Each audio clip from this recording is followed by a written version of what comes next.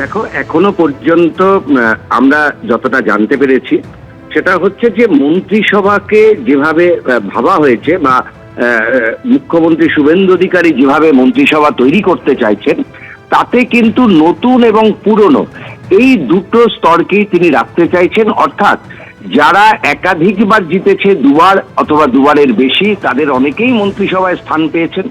আবার যারা এবার জিতে এসেছেন কঠিন লড়াইয়ের মধ্য দিয়ে, তাদেরকেও কিন্তু মন্ত্রিসভাতে রাখা হচ্ছে। মূলত যারা দীর্ঘদিন ধরে রাজনীতির আঙিনায় আছেন এবং যাদের অভিজ্ঞতা রয়েছে, এরকম মুখ কিন্তু মন্ত্রিসভায় রয়েছে।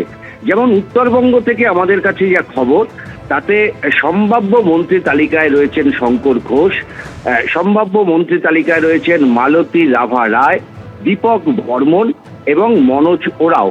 এই চারজনের নাম আমরা এখনো পর্যন্ত মন্ত্রী হিসাবে জানতে পারছি সম্ভাব্য তালিকায়। এছাড়া আমাদের কাছে যা খবর, তাতে অর্জুন সিং, তিনি এবার মন্ত্রী হচ্ছেন এবং তিনি বিধানসভা নির্বাচনে জয়ী হয়েছেন। তিনি এবার মন্ত্রী হচ্ছেন এবং গুরুত্বপূর্ণ একটি মন্ত্রকের দায়িত্ব পাচ্ছেন।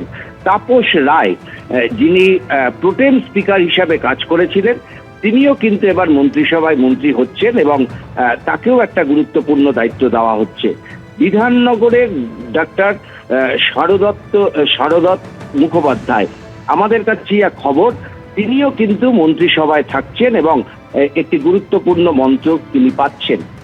আমরা জানতে পেরেছি যে আনন্দ বর্মন, ইনিও কিন্তু উত্তরবঙ্গের একজন নেতা এবং যতদূর আমাদের কাছে খবর, তিনিও কিন্তু মন্ত্রিসভায় জায়গা পাচ্ছেন এবং সম্ভবত মন্ত্রী হচ্ছেন।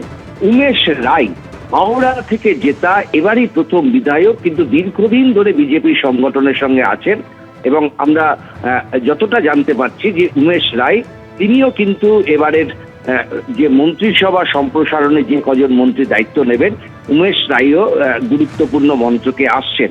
এছাড়া অশোক দিন্দা, এর আগের বারও তিনি মন্ত্রিসভা তিনি জিতেছিলেন বিজেপির প্রতীকে, এবারও তিনি বিজেপির প্রতীকে জিতেছেন এবং অশোক দিন্দা তিনিও কিন্তু মন্ত্রী হচ্ছেন এবং গুরুত্বপূর্ণ দফতর তিনি পাচ্ছেন।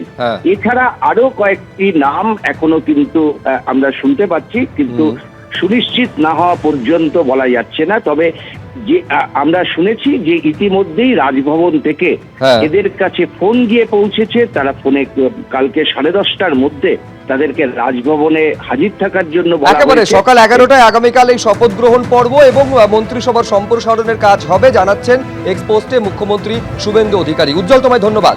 এবিপি আনন্দ, এগিয়ে থাকে, এগিয়ে রাখে।